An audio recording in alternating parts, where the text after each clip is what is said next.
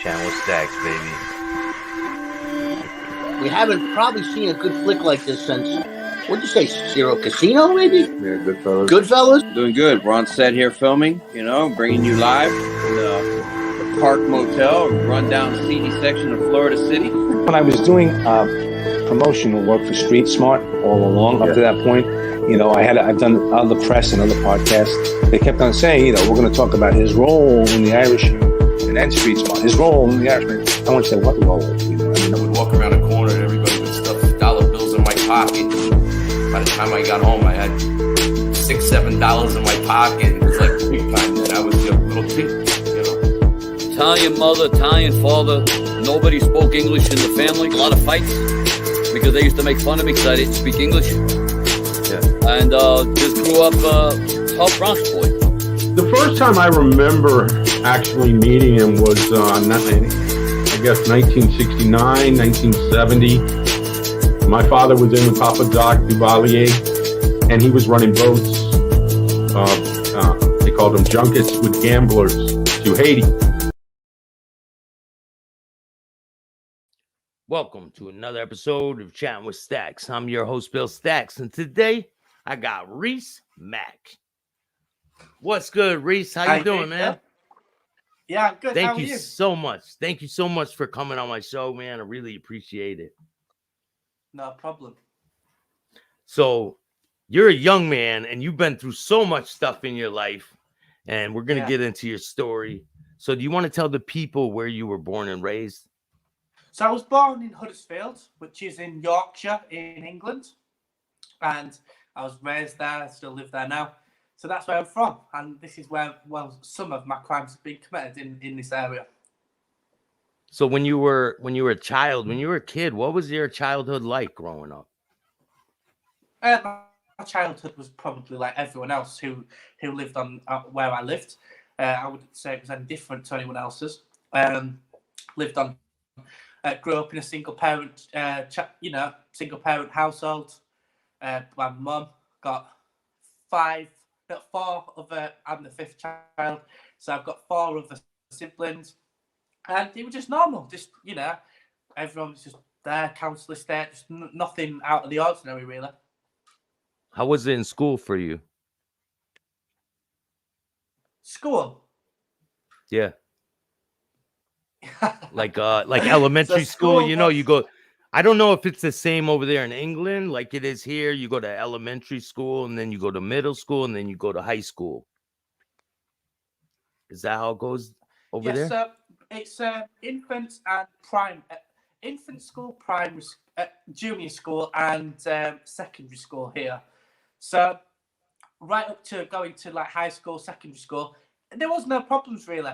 Only one incident where I basically, my boyfriend, he had some cannabis and I stole it. And I got done for selling that.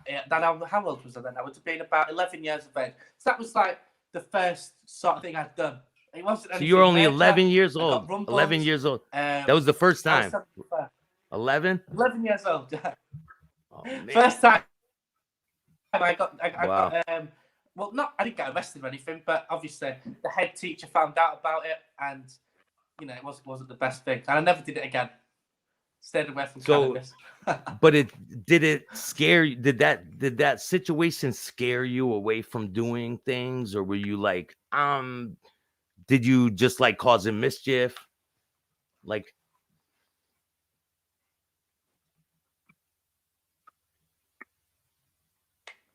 can you hear me? But to be honest with you, I just thought, I understand what's happened. Yeah, I've been caught. I don't really think it scared me. No, it didn't scare me. Yeah. So where was it starting to progress? Did it? I was.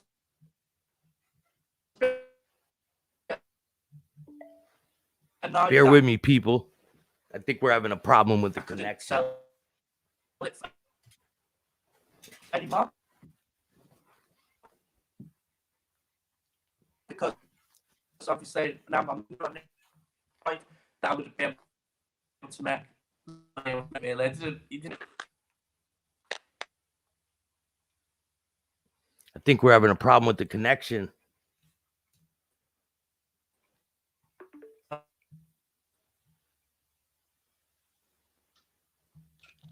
Can you hear me, man? Staxx. Yeah. So, hey, you can just, if you leave and then come back in, it might change the connection.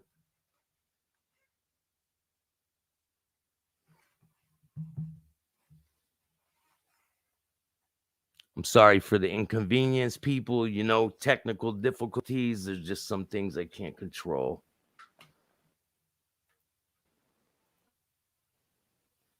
Let me see if I could get this fixed. Staxx, it's not Can you hear me? working. Yeah. Can you hear me? 1 minute.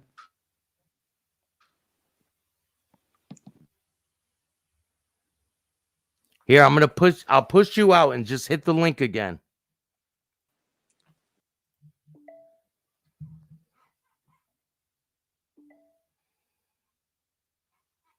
He's just going to come back in, so.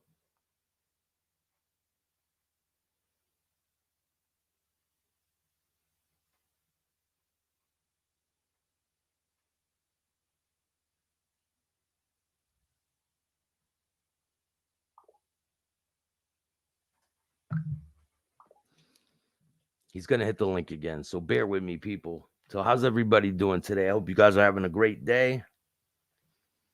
He's got a really good story, so I'm just trying to get it. You know, sometimes we have technical difficulties, but hey, you can't control it all, right? So tonight, I got another show coming tonight at 7 o'clock. I'll be live with Frank Coconati.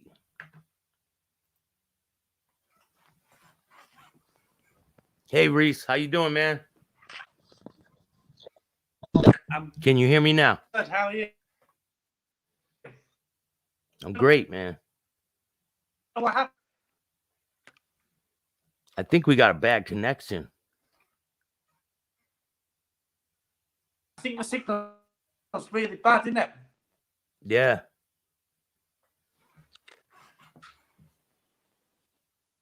Can you hear me? Yeah, I can hear you, but the signal is not good at all. I know. Maybe I'm we connected should. to Wi-Fi, so I don't understand why.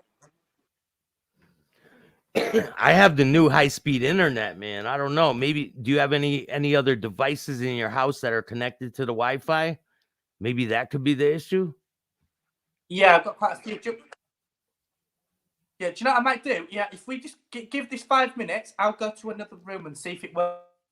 Okay. Yeah, do that. And I'll just talk to the people for a little bit, and then you go out and come back in when you're ready, and then we'll get it on. Okay? What's good, Stone Sailor? How you doing, man? Yankees for life. Stevie Bullets, what's good? So we're just gonna wait for him to go into a different room and see if we can Coca Leaf. What's good with you, man? The NZs. What's good, man? How you doing?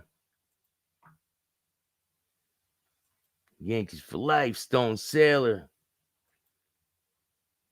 Got all my regulars in the building. Carlos, what's good, man? VA. My uncle lives in Virginia, in Charlottesville. Shout out to my Uncle Brian. I'm going to interview him one of these days. He's been arrested with some crazy charges. When I get into my uncle's story, you're going to be like, wow, that's insane. And it has to do with an old Civil War statue that they wanted to take off the school grounds of Charlottesville, the University of Virginia. They wanted to take this big statue of, I forgot who it was. They wanted to take this down, right? And my uncle's like, nah, it's part of history. It belongs there. So he was against taking the statue down. It turned into a big thing. And you know, where they were putting tarps over the statue and taking them off and putting them on. And it was a big mess. My uncle got arrested a whole bunch of times behind it.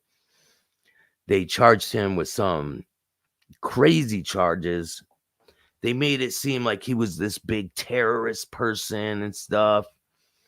And then they sentenced him, I think, to 7 years. And then he got an appeal and then he got out. I don't know how that works, though. Usually when I get sentenced, my ass is hauled off and I don't get out. So, Albino Rhino, what's good with you, man? They want to remove everything historical in the U.S., and that's bullshit, man. You can't change history. Shout out to Cuzzo. Thank you, man. Yeah, this is a good mic, man. This one, this mic didn't come in this mic stand. I bought the mic separate. I bought this mic stand, and then I bought another mic to put in it. But yeah, this mic is fire, man. I can't wait to start recording some music.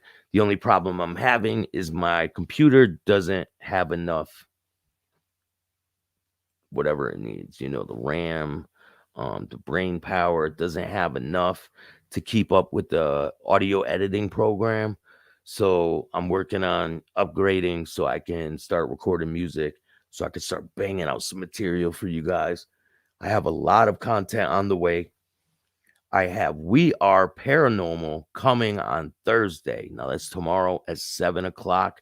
And I have a centerfold Playmate of the Year coming on. And that is Friday at 1 o'clock. I have a centerfold Playmate of the Year coming on Friday at 1 o'clock. So what's good, Reece? How are you doing, man? I'm good. How are you? I'm great, man. I think we got it this time, man. Yeah, I think we have, yeah. So how was it growing up for you when you started getting into trouble? Where was the progression? What was the major thing that made you like, damn, I'm really in this? Like, yeah, so what happened is, obviously, like I don't know if you caught what I said on the last bit, but I've basically gone to I basically nicked a bit of cannabis, started selling it. You know, you might have got £50 worth of cannabis off me for £2 because I didn't have. Oh, you were just giving it away, basically. Yeah, just giving it away. I was a child. I didn't know the value of it. Yeah, so yeah. I was handing it out. I didn't really know what it was worth. I was getting to a sweet with it. That's what I was doing. You know what I mean? So I didn't really have a clue about the value of it, what it was worth, and you know, I made a few quid. I got rumbled. My mum found out about it. My school found out about it. The head teacher pulled me in and had a word with me about it, and that was it. I never did it again. And then, so would you do different things after you got in trouble for that? Would you do different things? So I went quiet, and then I went to secondary school, and my life was pretty normal. Nothing really significantly changed in my life. And then my grandma, I was very close to my grandparents, you see. So I spent a lot of time with my grandparents, and I lived with my grandparents because I was at school, which was near their house when I went to the high school. So obviously, living with them, it's different living with your grandparents to obviously your mum, but obviously I have a good relationship with them. And you get more leeway with your grandparents, you do, right? A lot more. yeah. And subsequently, they ended up splitting up and going through a divorce, and then that was a change in my behaviour. That's when things really started to take a turn for the worse for me. Yeah, so your grandparents going through the divorce, that's probably one of the most. It affected you. Did that make you rebel? Is that what? Yes, I think what ended up happening then is they split up, went through a divorce, and my behaviour deteriorated at school, and everything that was obviously going on in my life. I kind of started being frustrated and angry, and started taking it out on other pupils at the school. Got into a lot of fights, and obviously the progression of that was I became involved. I don't know if you're aware of this in the United States. We called ourselves football casuals, but it's football hooliganism. I've never heard that. Yeah, so it's basically like fans of football who go Yeah, around. it's like Yeah, like, just people that are fans of football. Like football in England that's soccer, right? yeah, soccer. Yeah, yeah, Yeah, see, but soccer here is not like that. They don't. yeah, People aren't like, oh, soccer. It's here. Football is you guys is soccer. You know what I mean? yeah. So and what ended up happening around the same time is I ended up getting involved in football violence, so fighting at football matches, and Oh, so that you quite guys are fighting the other teams, people that go from different towns. You guys are all fighting each other. Is yeah. that what you mean? Yeah. Yeah, so we ended up going around the country, around England, fighting at football matches, and obviously I ended up getting arrested for fighting, and Yeah.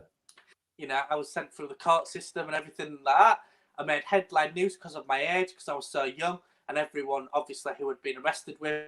I think there was about 30 people arrested on that one, and I'll send you the link for the CCTV so you can watch it, and you can Oh put yeah, it in the description. definitely. I'm gonna put together a little video after this video, and it's Yeah, gonna have all of the CDC video, everything that he gives me. I'm gonna put it all together, and I'm gonna put up another little video. It'll be yeah, a part of this one. that's the best thing to do with it. Yeah. Yeah. So then I get nicked, I get arrested, and go through the courts. I get a banning order from attending. Did you just say nicked? I got nicked. Is that what they nicked. call getting arrested there? Yeah, in the UK we call it getting nicked.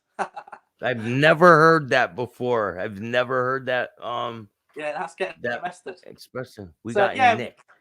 Yeah, got arrested, and went through the courts, everything, and I got banned from every football stadium in Europe. What? As a result of it, yeah. That's pretty bad, man. So that's what happened.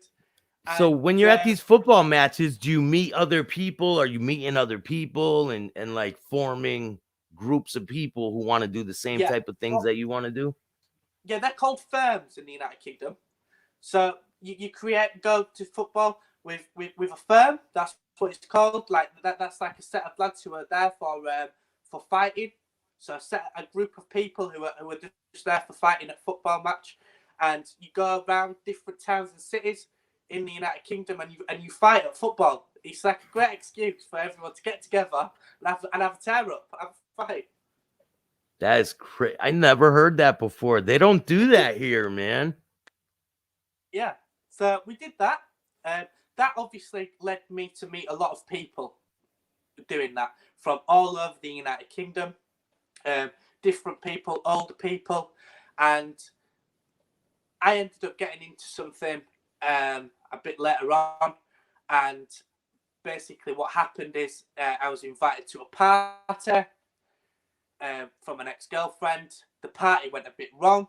There was a bit of a confrontation at the party, a misunderstanding. She'd invited us to this party. When we got there, there was no party.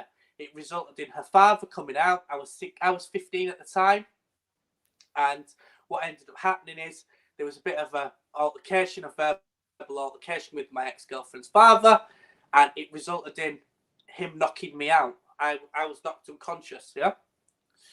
Her dad did that to you? Yeah, he knocked me out. Oh man. So when I woke up from being knocked out, I was looking around, and my friends was all fighting now with obviously his sons, my friends, and the dad who just knocked me out. And I proceeded, obviously I was angry, I was young. I proceeded to then stamp my ex-girlfriend's dad's head, and I shattered all of his spine. And that was a result of obviously attacking him, obviously attacking me, and me obviously retaliating.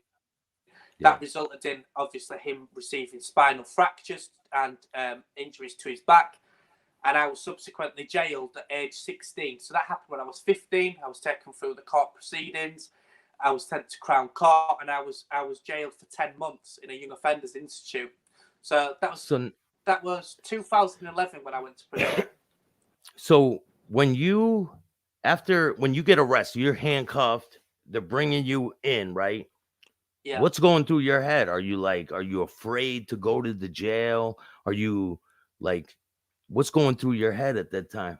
So I'll be honest with you. You know, I was arrested, and then we get this thing called being released on bail in the United Kingdom. Not bail where you put money up. You're released until your court date. So you're basically able to go home and Promise to appear. That's what they call it in the United States, is a promise to appear. Yeah. So that you don't have to pay money. You just signature and just able to go. Yeah, and that's it. And then you have a court date, and then you appear. So to be honest with you, I've been arrested. I was probably held in the cells for about 16 hours, and then I was released, pending my court date, which was probably about 10, 12 months later. So, but were you stressing all that time? Were you stressing like, I'm going to jail? Like, but this is the point I'm going to make. To be honest with you, I never thought I would go to prison. So it didn't even cross my mind that I was going to be sent to prison. I didn't really understand the severity of the situation that I was in. So you're just going on with your life, not thinking anything, just getting right? on with my life, yeah. And then I go to court, and the judge had these little glasses on. In England, they wear wigs. Yeah, so the white hair with the little curlies. Yeah, like that. And he had the glasses on, and he looked down the glasses at me, and he says, "Mr. McLaren, stand up." So I stood up in the court, and he says, "Your crime is a disgrace. You're a disgrace. Take him to prison." Yeah. And I thought, what? Prison? I didn't incorporate that into what I thought was going to happen. I was going to be jailed. So I get jailed for 10 months in a young offenders institute. And I'll be honest with you, Staxx. They put the handcuffs on me. They led me away. And I cried and I cried and I cried. I couldn't believe I was in prison. And I thought, shit, this is actually real. And obviously taken to prison, had to adjust to the prison. And I'll be honest with you, I'm not here to glorify anything that I've done. I'm just here to use this platform. Yeah, that's it. Here's what the judges look like in England, ladies and gentlemen. That's it. Is it the same one? I think that's his brother. I think that's his brother. So when you're in front of the how much time does he give you for that? 10 months. And you're scared. Yeah, I was terrified. You know, I've never been away from home. That's the first time, age 16, I've been taken away from home, and obviously taken to prison. I had to adjust to a whole new way of life. I had to understand how things work. And I'll be honest with you, Staxx. Like I said to you before, I'm not here to glorify anything. This is my story. This is why I'm in the position that I'm in now. I'm in a much better place than I was, and I'll come to that later. But the reason why it's incredible to tell these stories of people's life and how they get out the other side is because that was traumatic. I was petrified. You know, there's kids out there who have been sentenced to prison today who will be feeling exactly the same way as I was feeling. Exactly, man. And maybe if you telling your story, you can, other people won't have to go through the same thing that you did, you know. Exactly. That's why I do this. Yeah, and that's why we've set up a charity called Changing the Narrative, which is for ex-offenders. You know, me and my friend Mark, we're doing so many great projects and work now, using our stories and where we were to obviously better other people's lives. And we're in a great position now. We just came back from Downing Street only last week, you know, and that's this guy said he's the Cuzzo of Liverpool. Shout out to Cuzzo, man. What's Cuzzo? Cuzzo is a guy, one of my friends who's in Pittsburgh, and he's been involved in a whole bunch of stuff. He went to prison when he was young. He ended up shooting his best friend and going to prison at a young age, and he had to deal with all this stuff and seen a lot of violence in there. So, what's some of the things that you dealt with when you went to this juvenile? Was it a juvenile prison or was it an adult juvenile, facility? Yeah, it was a juvenile prison. So obviously, you how did they treat you there? People are already involved in like their friendship networks, and basically you're just thrown in there, young lads. As you know, juvenile prisons are violent places anyway because everyone wants to prove themselves, everyone wants to attack people. There's little small gangs of people in there, and then you're just thrown into that. I didn't know anyone there, and I just had to make it on my own. And I'll be honest with you, days were lonely in there. It wasn't a nice place to be. I was away from home, you know, and I struggled, and I struggled for the 5 months that I was in there. And every day I had to wake up and do things I didn't want to do, and just hoping that they'd give me my early release, and I'd go home, and I got it. And I came home, and I'd witnessed terrible things in there, self-harming, suicides. I witnessed some terrible things in prison. But did it deter me to not go back to prison? No, because I ended up going back to prison again. So right after you got out, did you go right back to all that life? I get released from prison on license for 5 months. A license over here is you get 10-month sentence, you do half, and you do half in the community. So I managed to do the 5 months in the community, and then I was arrested on firearms charges. Oh man! Right when that was all done, right when the 5 months was done, you got arrested with the gun. Yeah, with the gun. Yeah, but they never actually found the gun. Obviously, there was how do I put this without saying too much? There was an incident that occurred, which was reported, where it's alleged that I got a gun and I put it to someone's head, and then I hit them with the gun. Mm-hmm. The gun's never been found. I was obviously jailed as a consequence. My best friend, who was allegedly on the case, he turned it all around on me and said it was all me who had done it. I go to prison again, and I come out. Now, this is where things change a little bit, because I've been to prison twice now, and I'll be honest with you, I've had enough. Yeah, I've seen so much shit that I'm 18 now when I've been released. I've had enough, and I just want to live a normal life. So I start How much time did you get for the gun charge? 2 years, and I served 8 months of the 2 years. Okay. So is there any situations when you were in for the gun charge that you remember, like people coming to test you, like to see if you're tough when you were in there? Have you had any situations like that? No, nothing like that. I've seen a lot of bullying in prison, but it was never people.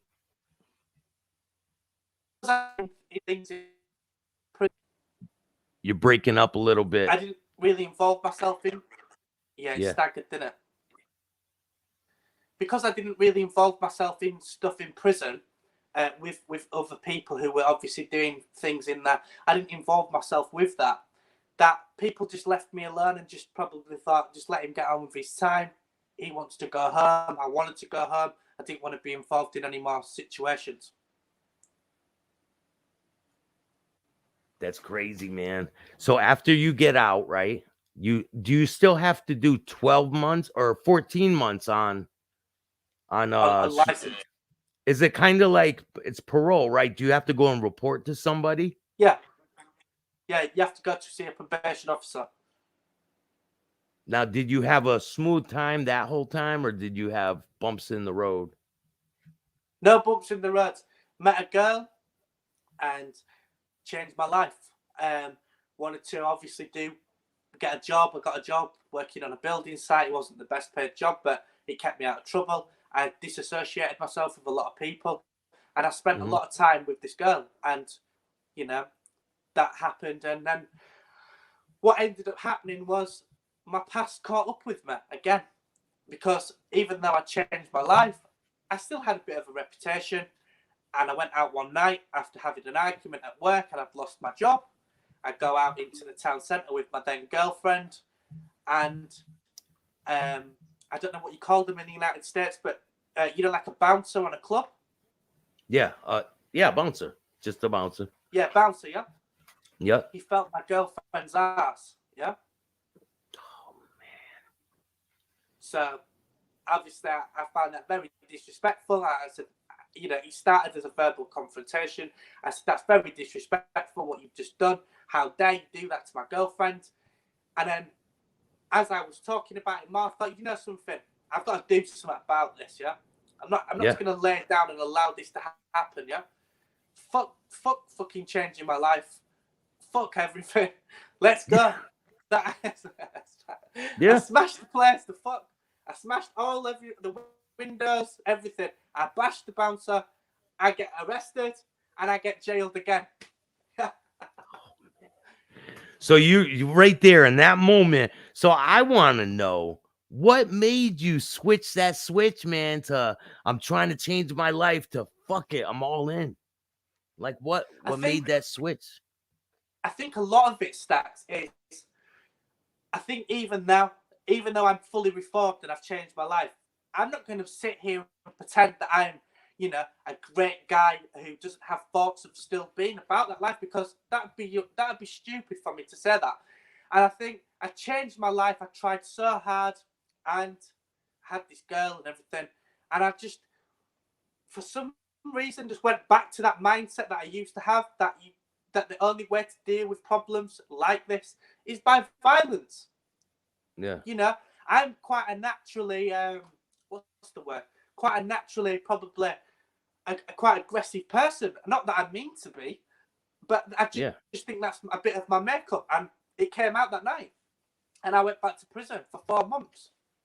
And then that one situation can make you lose your everything you worked for, your girlfriend, your job, everything, gone, your family, everything was gone, right? You went back to prison, and then what do you have? You have nothing. Exactly. So then I'm back in prison, and then I met some guys in prison who said to me, look, we can do some bits of stuff when we get out. And I told them about why I was in prison, and they was quite disgusted about that I'd been sent to prison. So even this sex offender who's attacked my girlfriend, you know, sexually assaulted her, he has not been sent to prison, but I have because of my actions. So I was telling everyone the story. How come they didn't arrest the guy too for touching your girlfriend? Sense, does it? Yeah, that's I was crazy, arrested, man. and obviously jailed, and then I obviously meet these guys in prison. I come out after 4 months. I meet these guys from prison. They come out about 2 months after me, and then we go. And obviously, my girlfriend at the time is gone. Everything's fucked. I don't have anything anymore. Everything I'd worked for, my job, everything is just gone. So I thought, you know something? I'm holding these bouncers, the firm of bouncers, so the company of bouncers who we work for, I'm holding them responsible. I said to these guys I meet in prison, when we meet up outside, we're going to attack as many bouncers as we possibly can. So we had a campaign of about 6 months, and we was basically just driving around in my friend's Range Rover, and we would pull up at nightclubs. When we seen the bouncers, we'd jump out and just attack them on sight. Really? Yeah. So while you're in prison, you're getting these guys, you're finding the people that are coming out of prison, right? Yeah. And you're like, I'm gonna recruit him, and we're gonna go and get these quite dudes. As sophisticated as that, but I had a plan that these bouncers, when I got out, this wasn't over, and you know, it resulted in me being arrested for 15 attacks on bouncers, but I got a not guilty. So you guys are doing this for how long? How long? And how many you said 15 different attacks? Yeah, 6 months. So you're just driving around doing this every day, or not every day, once a week? Every couple of weeks, you know, we get 1 or 2 of them. And was there any situations where you jumped out of the car and maybe the bouncer got the upper hand on your friends or anything like that? Yeah, once. He chinned me, and I was on the floor, and he all jumped on top of me and gave me a kicking, yeah? And that's fine. That goes with the territory, doesn't it? You can't hand it out all the time and not expect to get something back. And I got it back. I wasn't particularly bothered. I thought, because I'm only a very small guy, Staxx. I'm only 5'6". So when I'm up against these 6 foot, you know, guys who are quite big, you know, sometimes you are going to come off on the other end. On the other end, of course. You're not going to win them all, man. No, you're not going to win them all. And anyone who says that they've won them all, I think is talking shit, to be honest. I've had many kick-ins. I've lost quite a few. and Yeah, it's no secret. But I'm yeah. not claiming to be the toughest guy in the world. I'm not No, I'm not scared. either. I'm definitely not scared to put my hands on people, but I'm not. I'm trying to step away from all that. I know that the answer is not violence. I don't want to be that guy anymore, you know? No, that's the same as me. And obviously, that is a hard process in itself, as you're aware. You know, that's not a hard thing. It's not an easy thing to do. You know, to Yeah. change your whole life. You know, when people think of reforming yourself, they don't actually understand the hard work in what goes into that. So it's a process of changing your entire life. So that it includes where you live, who you associate, where you eat, where you drink, where you sleep. Everything is included in that. And I don't think people really understand that to its entirety. Yeah, like every day, every single day, everything I do in my life, it's like it's a new experience to me Yeah. because I'm not used to paying my bills. I'm not used to giving respect to people. I'm not used to having a bank account and doing this Yeah, and it's that. hard work, And isn't it? it's hard work to be a normal person, but And everyone does Stax, this type of stuff, you do know? you think, yeah, that you have more problems now than you ever did as a criminal? No, I don't have any problems now, man. None. No, I don't mean problems as in people fighting or any problems like that, but like problems with like banks, people ringing you, Yeah, different none. things. None. I don't have any. Oh, you're lucky. I mean You're a lucky guy. my stress level is you know, it wavers, but it's trust me, because I used to drink a lot, I used to do drugs, I used to be involved with gangs and all that. Yeah. But my worst day sober is better than my best day drunk, if that makes Yeah, any definitely. sense. I agree with that. My worst day being sober is better than my best day being fucked up. Yeah, And that's the truth. that is true. And then, as I say, back to my story, yeah. Hmm. We go to prison for go to the magistrate's court for this 15 attacks with these bouncers, and they get a not guilty. That's it, over and done with. Wait, so are you in front of the judge when you go and do this? Are you in front of the judge? Like, do you Yeah, in have to front of go? magistrates called magistrates. Yeah, you're back in front of this guy. That's it. He's Yeah. haunting me at the moment. He keeps coming up on my screen. So, what does he? Do you go to trial or do you like? How does it No, work it when you didn't go get as there? far as a trial. It was stopped in its infancies. The magistrates didn't accept that there was enough evidence to proceed, so it was kicked out. Lucky you, right? Yeah, definitely. So, And then I get caught up in something else. So then I changed my life again. Second time that I've tried to come away from this lifestyle, and everything's going great again. And then for some reason, I don't know why, I can't even explain this. I get caught up in a huge fight with old friends who I hadn't seen for ages. A big fight in the street. I get nicked, and I get 3 years in prison. what? Yeah, just for a fight. Did a bunch of other people get in trouble too? Were they getting caught? Like a bunch of people out of the group get caught? They got us out of our group, but they didn't arrest anyone from the other group, which I find bizarre. But Just you. yeah, so me and a few of my friends, we got jailed, yeah. So we got Wow. jailed for that, and then this is where my story really changes. I've gone from pretty much not being much of a criminal. I wouldn't say, getting into fights, and obviously I've known criminals in this time, but I wouldn't have said I was involved in anything at that time. It was a step up, and I go to prison for this 3 years, and I meet a banker in the prison, and he was an elderly man, and he left me his number in prison, and he said, when you come out of prison, I'm going to Spain. So if you're ever in Spain, come and see me. So I thought, okay, I might see you if I'm in Spain, in Marbella. I don't know. We'll see. So I come out of prison, and I didn't know that this old guy was a criminal. He never really told me. I obviously knew he was in prison, but what he told me he was in prison for was that he was basically a banker who had worked in the banks, and he had a signature default for fraud, yeah? That's what he told me. He didn't actually tell me that he was a career criminal who was involved in a lot of different things. But I found that out for myself. And I do my prison time. Prison was okay again. I've been there before. I come out, I go to Spain on a holiday, and I ring him up. I'm not going to name him because something's happened to him and I want to respect his family. But I rung him and I said, I'm in Spain. Do you want to meet up? He said, So, where but are you told, did you want to go to Spain just to see him? Is that the reason why you went? No, that's not the reason I went there. No, I had it in the back of my mind. I found him to be quite interesting anyway. Before I knew what he was really about, I thought, you know, if I go to Spain, I fancy some sun, and I just thought, you know what, I'm going to do. I'm going to go to Spain on holiday, and you know, if I see him, I see him. Yeah, and if he wants to meet me, I can ring him up. Sorry, I was just reading the comments. It's all right. They said there's nothing worse than standing in front of a judge so degrading, can't stand it. Stay out of trouble for the last 41 years. Yeah, it is degrading standing in front of a judge because you hand over your life to someone else who really doesn't know you. Do you know what I mean?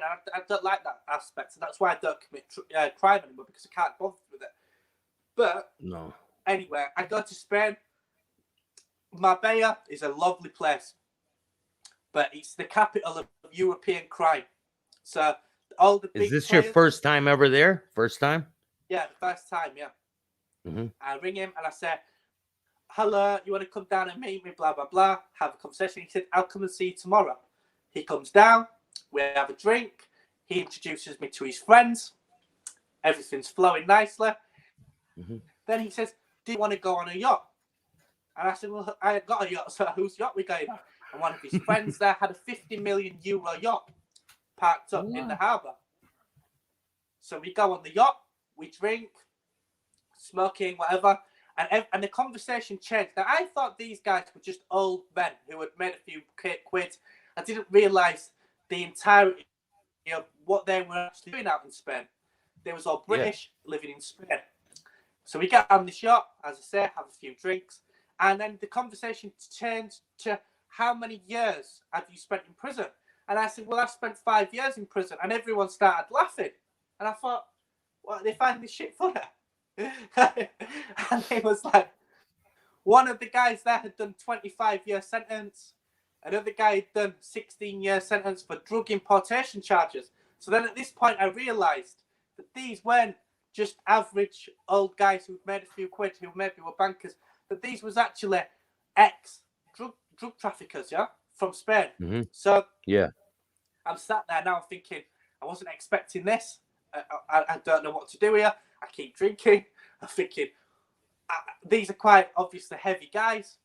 And I get talking to them. And then they start bringing the conversation back round to what I can do for them. And I'm saying, no, I'm not interested. I'm here on holiday. He's my friend from prison. I didn't know about any of this. And things happened in Spain that I don't want to talk about too much. You know, I was never arrested in Spain. Things obviously happened out there. And as you know, things happen. I come back home. I stay in contact with these guys. And things were happening behind the scenes. Different things. And obviously, you know, you get involved to a degree. You know, I'm not saying that I was a multi-millionaire from anything, or, you know, I'm not trying to big up myself up. You know, I was a person who knew a lot of people out there. I was introduced to a lot of people out there, and I just networked with people, and, you know, some people I knew might be doing something, and I got put onto people. I never did anything myself, you know? Yeah. And that was Spain. And then I came home after, you know, that long weekend. I was a bit thinking, whoa, I don't know what all that was about. And then I started looking again at changing my life. I thought, I've been in prison all this time. I'm now sat on yachts with serious criminals, yeah? This isn't like getting...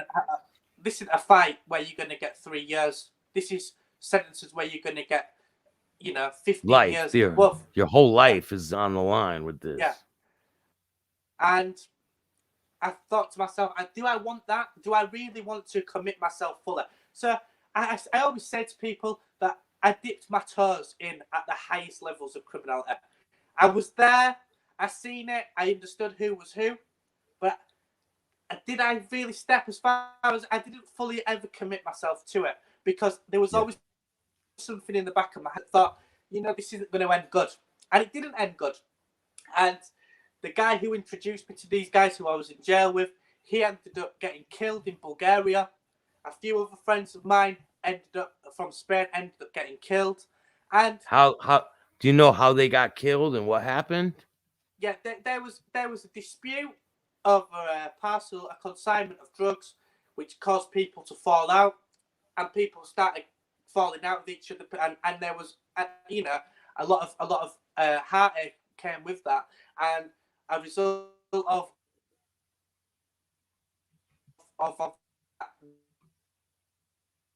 was the guy who introduced to this world getting killed, and there was other people who I'd been associated with who also were killed, and then I had a kid, I had a son, he was premature, and I just thought, I don't want to be involved in this at all anymore. The fun in this has gone. I always had a dream of going to Spain and going out there and getting amongst it. But when I actually got there and I seen these top guys, I thought, all I'm seeing here is misery and paranoia. No one's actually enjoying this money. They've got all this money, but none of them are actually enjoying it because they're all terrified of being arrested or killed or whatever. And I just thought, this isn't for me. I've got this child now who's dependent on me. And I totally changed my life. And I started boxing. And that was like the proper transition I made. I went into boxing. I was going to be turning professional. And everything in my life just seemed to, the things that had interested me once upon a time no longer interest me. I had been associated with different people in Spain. There was Moroccans out there, people from Holland, Dutch, Irish. There was a lot of different people out there, big cartels, big firms of people. But I was associated with them. I drunk with them. I had the odd dealing with a few of them. But was I one of them top players? No, I wasn't. And I don't claim to be one of them. Yeah. And that's where I leave my life. And that was the end of it for me. He was killed. And I thought, if I commit myself to this life, that's going to happen to me. So I get going to boxing. I'm training every single day. So committed. All my energy has gone into boxing. And then COVID-19, the big scam, that arrived. And it stopped me in my tracks. So I was obviously now thinking to myself, COVID's come, we're in lockdown, national lockdown, isolation. How am I meant to train? How am I meant to go to the gym? No fights on. It was a struggle. And I've been in and out, and I've been thinking, what shall I do? What shall I do? And then my friend he was sent to prison, and I was writing to him in prison. And I said to myself, I'm going to write a book. Yeah. I'm going to write a book. I mean, this podcast I've done, I've tried to keep this short. I don't want to go into too much detail because I am releasing a book in a couple of weeks' time called A Journey Through the Madness, which goes into, bigger details. I don't want to be dragging this podcast on for hours on end of talking about every aspect. But if anyone is interested, they can add me on Facebook. It's Reece Mack, the same as it is on the screen. And they can obviously purchase this book when it's released.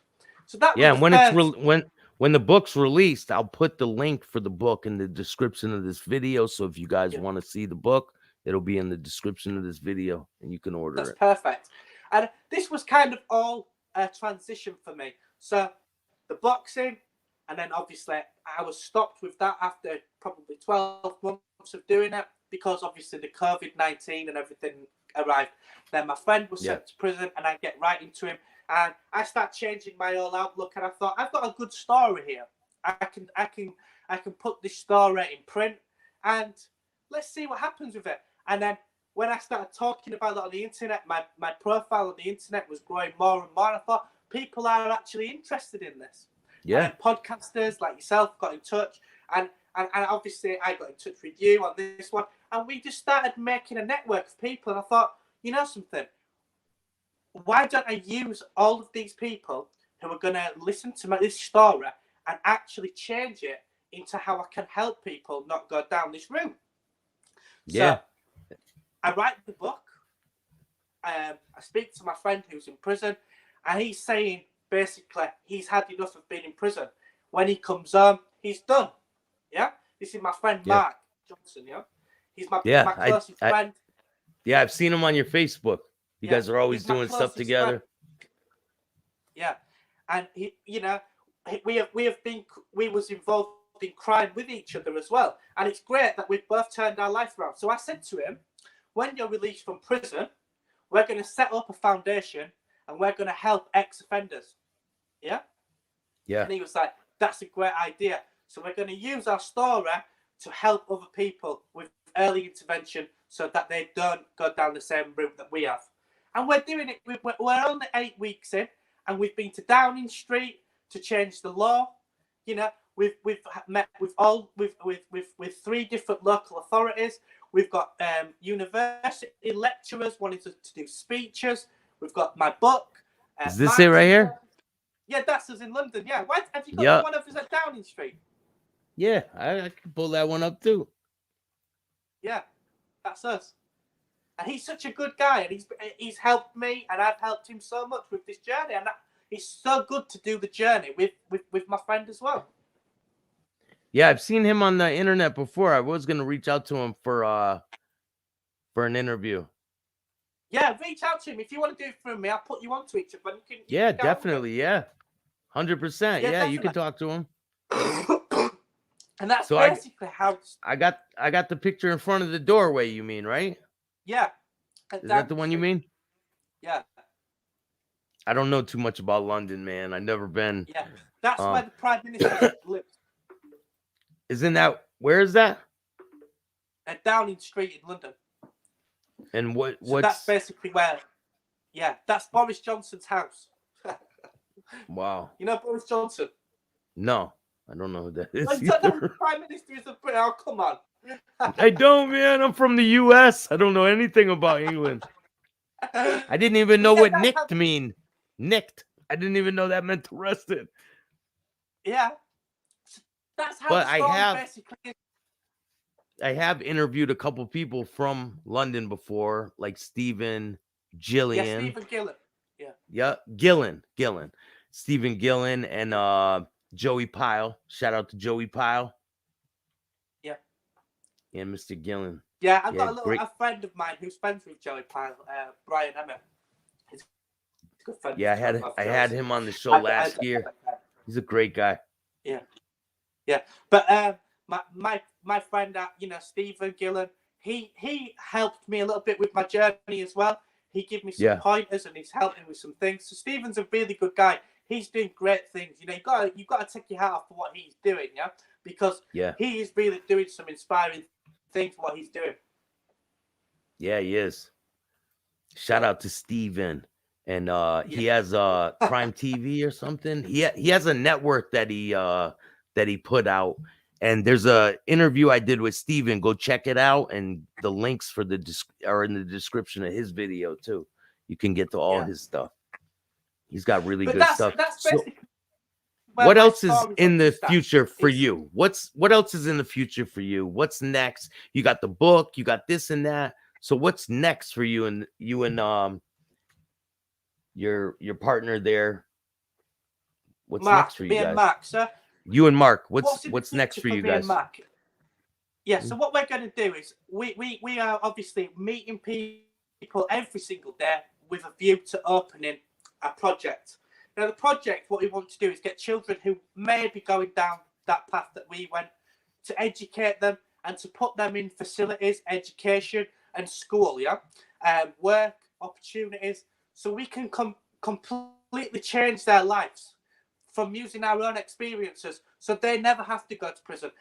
They don't have to experience none of that, because we want to get them while they're young and say, look, this is not the path to go down, but this is a job. You get paid good money, and that's what we're going to do, training projects for kids. That's awesome, man. I commend you for that. It's really a commendable thing to be helping children and try to get the youth not to go down the same road you went down. And and I mean, that's great, man. my point was, my life has been full of trauma. Yeah, a lot of bad things I've seen, I've witnessed, and a lot of bad things have happened. Now, I could have left that story as it was, and I could have left it, and I could have just said, that's that page of my life. I'm going to stop there. That would have meant that all the times I went to prison were for nothing. But then I thought to myself, I can use this experience to help others. They can understand it from my perspective and look at my life, and they never have to go through that. And that would mean that everything I've done has been for something. So, Reece, I want to ask you, what would you tell the kid who just got in trouble and has to go to prison? What's the advice that you would give to them? If he has to go to prison, just to bide the time, and just, if you can't get out of there, it's unfortunate that you've been sent to prison. I understand it. I sympathise with you totally. But you're going to have to ride that time. There's no point getting involved in any shit that's going on in there. You might as well just get your time done and come home. And when you come home, change your life. Make them changes, small steps to obviously change everything that you're doing, and change your social circles, and be a better person. And there's no shame in having a girlfriend and loving your girlfriend and whatever else. In this road life, people on the street, they say, oh, you should treat women this way, and there is no shame in having a woman who loves you and you love her, and doing things and looking after each other and growing together. There's no shame in that. But I think the street life makes that almost like that's embarrassing, that you shouldn't do that, and you should treat your woman basically like a dog. I don't understand that. I don't get that, because I don't get it when either. you go to prison, I'll tell you this for a fact, it's the women when you go to prison who send you money. Your girlfriend always sends you money, always visits you, sends you clothes. But them guys who were telling you to treat your woman like shit, where are they? They never send you no money. How many guys watching this now can say that their guys sent them money when they was in prison? No one, because they don't. They don't even write you a letter. So they're teaching people a way of life and radicalizing people to think a certain way. But then when you live that way, they're not interested in you anywhere. So you're damned if you do, you're damned if you don't. Just true, yeah, it's fair. You got to stay on the positive path and leave them toxic people behind. Exactly. But man, I know you have a lot more to your story, man, and I definitely want to hear more. I'm gonna bring you on for a part 2 if you would want to come back on. Yeah, I'll do a part 2, and then I can go into more detail. So what we can do is, this is an intro to all the things, yeah. And then what I'll do, Staxx, is I'll watch back through this.